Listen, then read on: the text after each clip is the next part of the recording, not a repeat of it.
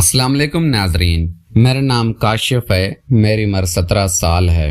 میری family total 4 افراد پر مشتمل ہے۔ ہم 2 امی اور میری ایک پھپھو۔ میری پھپھو کی عمر تقریباً 25 سال ہے۔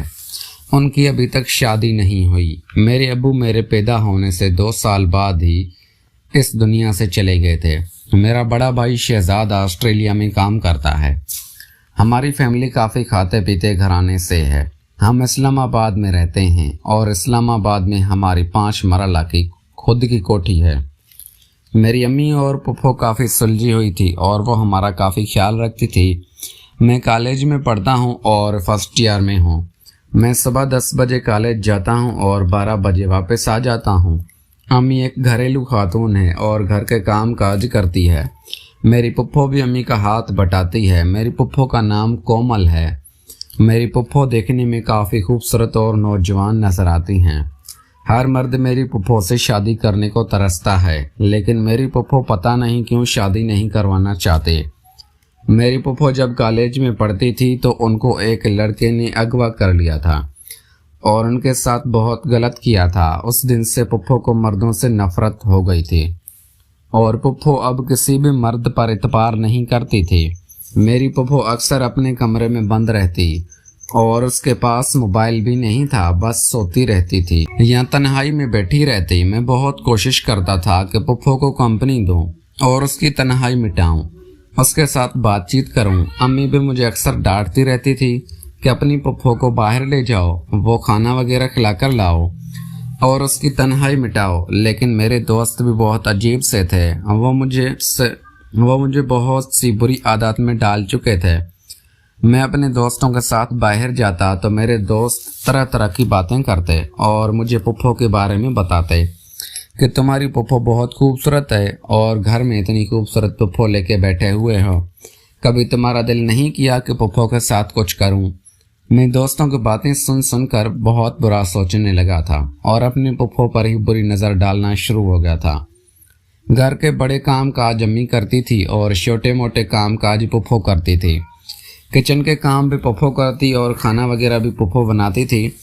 ہم لوگ ہنسی خوشی زندگی گزار رہے تھے۔ ایک دن شام کے وقت میں اپنی دوستوں کے ساتھ گھومنے گیا تو میرے دوست کہنے لگے کہ تمہاری کومل اتنی خوبصورت ہے، تبھی اس کے ساتھ کام ڈالو۔ میرے دوستوں کی بات سن کر ان کو برا بھلا کہنے لگا تھا، یار اپنی سگی پھپھو کے ساتھ بھی کوئی ایسا کام کرتا ہے۔ لیکن میرے دوست میرا دماغ خراب کرنے لگے تھے اور کہنے لگے تھے کہ کچھ نہیں ہوتا، آج کل اس زمانے میں سب کچھ چل رہا ہے اور یہ کوئی بڑی بات نہیں ہے۔ میرے دوستوں نے جب یہ بات کہی تو میرے دماغ میں یہ بات بیٹھ گئی تھی اور میں بھی وہی سوچنے لگ گیا تھا جو میرے دوستوں کی سوچ تھی۔ شام کے وقت جب میں گھر آیا تو مجھے پتہ چلا امی کی طبیعت کچھ خراب تھی۔ میں نے امی کو گاڑی میں بٹھایا اور ہاسپٹل لے گیا تھا۔ ہاسپٹل میں ہمیں 4-5 گھنٹے لگ گئے تھے۔ ڈاکٹر نے امی کو دوائی وغیرہ لکھ کر دی تھی اور میں امی کو واپس لے آیا تھا۔ پھپھو بھی میرے ساتھ ہی تھی۔ شام کے وقت امی کو ڈاکٹر نے ریسٹ کرنے کو کہا تھا۔ امی جلدی ہی اپنے کمرے میں چلی گئی تھی اور سو گئی تھی کیونکہ ڈاکٹر نے امی کو نیند کی دوا لکھ کر دی تھی۔ امی کو ریسٹ کی ضرورت تھی۔ ان کی کمرے میں کافی درد تھا، اسی لیے امی کو جلدی ہی دوائی دے کر سلا دیا تھا۔ اب میں اور پھپھو گھر میں اکیلے تھے۔ میں نے پھپھو کو کہا کہ چلو باہر کھانا کھانے چلتے ہیں۔ پھپھو بھی تیار ہو گئی تھی۔ آج بڑی دیر کے بعد پھپھو میرے ساتھ باہر نکل رہی تھی، اس لیے میں بہت خوش تھا۔ پھپھو میرے ساتھ گاڑی میں بیٹھی اور ہم ایک بہت بڑے ریسٹورنٹ میں چلے گئے تھے۔ وہاں پر میں نے کھانے کا آرڈر دیا اور ہم دونوں کھانا کھانے لگے۔ کھانا کھانے کے دوران پھپھو نے بہت اچھا ڈریس پہنا ہوا تھا۔ وہ ڈریس میری پسند کا تھا، اس لیے مجھے بہت پسند تھا۔ میں نے پھپھو کی تعریف کی تو پھپھو مسکرانے لگی اور کہنے لگی، کیا بات ہے، آج بڑے مسکرا رہے ہو؟ میں نے کہا، پھپھو ویسا ہی، بس آج آپ کے اوپر پیار آ رہا ہے۔ پھپھو بھی مسکرانے لگی تھی اور کہنے لگی تھی، کاشف آج کیوں میرے اوپر پیار آ رہا ہے، کیا بات ہے؟ میں نے کہا، پھپھو بس آج آپ بہت ہی خوبصورت لگ رہی ہیں۔ پھپھو نے بھی مجھے تھینک یو کہا اور ہم کھانا کھاتے ہوئے آئس کریم کھا کر گھر آ گئے۔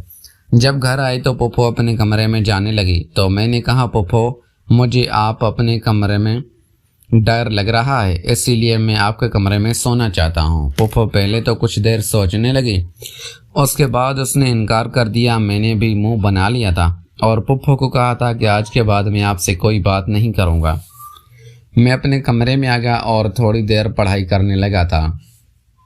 رات کے 10 بج رہے تھے۔ پھپھو میرے کمرے میں آئی اور میرے سامنے مسکرانے لگی اور کہنے لگی، کاشف بیٹا، میں مذاق کر رہی تھی، تم بلا جھجک میرے کمرے میں سو سکتے ہو، اور میں تو تمہیں کہتی ہوں کہ تم روزانہ ہی میرے کمرے میں سویا کرو۔ میں بھی تنہائی پسند ہوں اور میرا دل نہیں کرتا کہ میں کمرے میں اکیلی رہوں، اس لیے میں تو یہ چاہتی تھی کہ تم میرے کمرے میں سو جاؤ۔ پھپھو کی یہ بات سن کر میں تو اچھل پڑا تھا اور میری خوشی کی انتہا نہ رہی تھی۔ میں جو چاہتا تھا آج وہی بات پھپھو نے کر دی تھی۔ میں پھپھو کے کمرے میں چلا گیا۔ آدھی رات کو مجھے ٹھنڈ لگنے لگی تھی اور سردیوں کے دن تھے۔ پھپھو کے پاس ایک ہی کمبل تھا، اسی لیے میں اٹھا اور پھپھو کے ساتھ کمبل میں گھس گیا تھا۔ کمبل میں گھسنے کے بعد پھپھو جاگ گئی تھی اور کہنے لگی تھی، کیا بات ہے، ٹھنڈ لگ رہی ہے؟ میں نے کہا، ہاں پھپھو، مجھے ٹھنڈ لگ رہی ہے۔ پھپھو نے آگے بڑھ کر مجھے ساتھ لگا لیا تھا اور میرا ساتھ دینے لگی تھی۔ میں بھی یہی چاہتا تھا اور مجھے کافی سکون مل رہا تھا۔